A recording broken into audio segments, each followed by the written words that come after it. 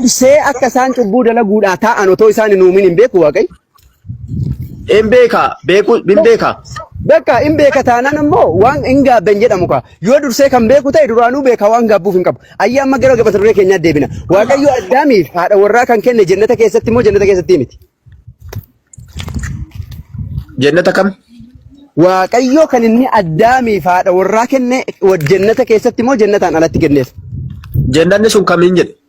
Lakki kamiyyuu haa ta'u rakkoon qabu jannata san Waaqayyo jannata keessatti kenneef moo alatti kenneef Addaami? Hin beeku macaafni jannata jedhee natti himu jannanni sun kam? Hin beektu thank you galatoom. Addaam jannata keessaa baafame moo hin baafamne? Jireenya bara baraa keessaa? Jireenya bara baraa keessaa baafameera. Thank you. Jireenya bara baraa sana keessatti haadha warraa ni qaba moo hin qabu? Jireenya bara baraa san keessatti Waaqayyo kenneeraaf. Waaqayyo jireenya bara baraa keessatti kenneef moo du'a bara baraa keessatti kenneef haadha warraa? Inni guddaan achi keessa bahani kan. Kanaafuu rakkoon qabu laa ba'uu isaanii siin hin jenne dursa otoo hin bahin Waaqayyo jireenya bara baraa keessatti waan hin kenneef moo hin kennineef? Waan jireenya bara baraa keessatti kenneef moo hin kennineef? Kenneeraaf Iyesuus Kiristoos immoo amma guddanee yamamu jedhe kan. Galatoom. Sababa cubbuutiin Addaamii fi waan jannata keessa jireenya bara baraa keessaa ba'aniimi. Eeyyee kanaafuu dubartiif dhiirri na dhaga'itaa.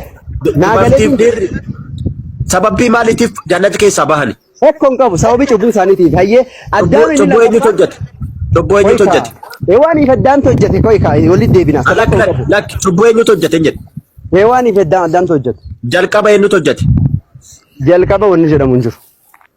Jalqaba eenyutu sobame? Lama ta'anii hojjetan.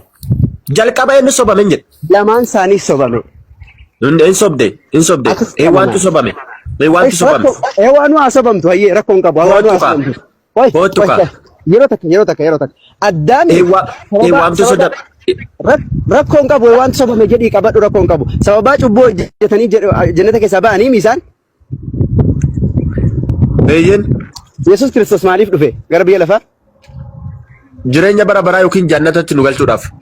Jannata Addaam keessaa ba'e jireenya bara baraa Addaam keessaa ba'e sanitti nu deebisuuf moo kan biraatti nu deebisuuf? Inni sun kan bara Addaamiiti ka. Kan ammaa kun immoo kan Yesuus. Jireenya bara baraa Yesuus nu galchu yookaan itti nu deebisu sun isa Addaam keessaa nu baase moo kan biraatti? Sijjammar san sababa dubartiif dhiirri waliin jiraachuudhaafuu keessaa ba'ee Addaam. Irra sii deebi'a. Jireenyi sababa gaa'ela jannata keessaatiif bahani dhaggeeffadhu.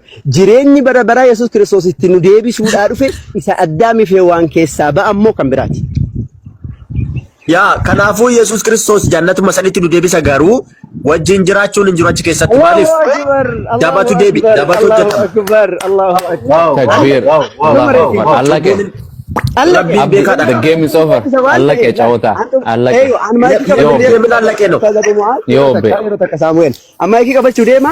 Jireenyi Waaqa Yesuusitti nu deebisuudhaaf dhufe kana Addaamiif Addaam keessaa ba'an ergate. Jirrillee qindiin keessa tura waan ta'eef nuti illee qindiin itti galla. Assalaamu alaikum. Isaa miti. Mashallah. Fitte. Jannata sanii miti. Amara deebii diigi sumaa jedhe jannatuma saniitti. Bira irra deebii diigi mana. Hin jenne Yesuus. Birakooti. Jannata Addaamitti si deebisaan jenne Yesuus. Sangalchite. Lakki garaagarummaa guddaadha. Fiixee olii irra deebiin waan jedhe Waaqayyoon ni gaabbee jetti. Akkas jetti. Seeruma uumamaa wangeera kanaan waan asii dubbisuuf fedhe akkana jedha. Gartee seera uumamaa takka 20 fi 30 takka irratti Waaqayyo waanuma hojjete hundumaa ilaalee gaarii ta'uu ilaalee gammadee jedhetti. Kun seera uumamaa isa kami? Hewaan jirti seera na dhaggeeffasan siin hin jenne waan hojjete waan uume hundumaa ilaalee nama uumurratti inni gaabbinaan hin jenneeti Waaqayyoon. Nama uumuu isaati. Maaliif wal diiga dhaggeeffadhu akkana jedha wangeela kee seera uumamaa jaha irratti akkana jedha. Waaqayyo nama lafa irratti uumuu isaa hin jibbe guutummaa garaa isaatiinis hin gadde jedha. Hin gadde. Waan boodara dhufuun beeku Waaqayyoon kan kee. Waaqooy Waaqayyo amala isaa keessatti akka gaddu beektaati. Amala siin hin jenne gobazi. Waan jedhe waaqayyoon kan kee waaqni kan kee na dhaggeeffadhu kaasoo Saamu'eel. Waaqayyoon kan kee waan ati ganaa waan Saamu'eel ganaa dalagu beekamu hin beeku. Hin beeka. Maaliif waaqayyoon ni gaabba? Maaliif gaabba? Mana maaliif gadda? Okay. Tokkoffaa gaafii kanaaf sima gaafadhaa Tooyibaa maaliif galtaati? Anaa misin jedhe kana naa deebisi kiyyaan gaafii Tooyibaa maaliif galtaa? Eenyuun gaddisiiste? Eenyuun gaddisiiste? Na dhaggeeffadhu seera waaqayyoon cabseefin sin jedhe waan sin jedhe anaa gaabba malee waaqayyoon hin gaabbu waaqayyoon kiyya hin gaabbu Allahan kiyya. Eenyuun gaddisiifte? Waaqayyoon kan kee gaddisiisee miti. Waan sin jedhe dhaggeeffadhu. Waaqayyoon kan kee Allahan hin gaddu? Dhaggeeffadhu ka waaqayyoon kan kee waan booddee namni hojjetu beekamu hin beeku. Ni beeka jedhe. Waa'ee maaliif gaddee kan jedhudha kan gaafii kee ol keessa makiin kaa. Na dhaggeeffadhu ka waaqayyoon kan kee nama uumuu gaabbe moo gaabbine gadde moo gaddine dallane moo dallanne nama uumuu irratti jibbe moo jibbine adama uumuu irratti ilma namaa. Yaa kanaafuu. Okay dhaggeeffadhu boqonnaa wal faalleessuun siif dhaggeeffadhu.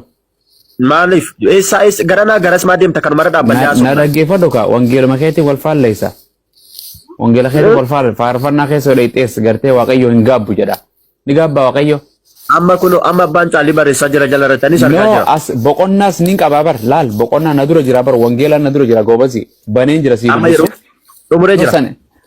Siifin dubbisa dhaggeeffadhu seera uumaati si dubbisa akkana jedha seera uumaa boqonnaa takka 30 akkana jedha waaqayyo waanuma hojjete hundumaa gaarii ta'u ilaalee gartee itti gammadee jira bar gaarii jedhee waanuma uume maaliif gaabbanaan jette.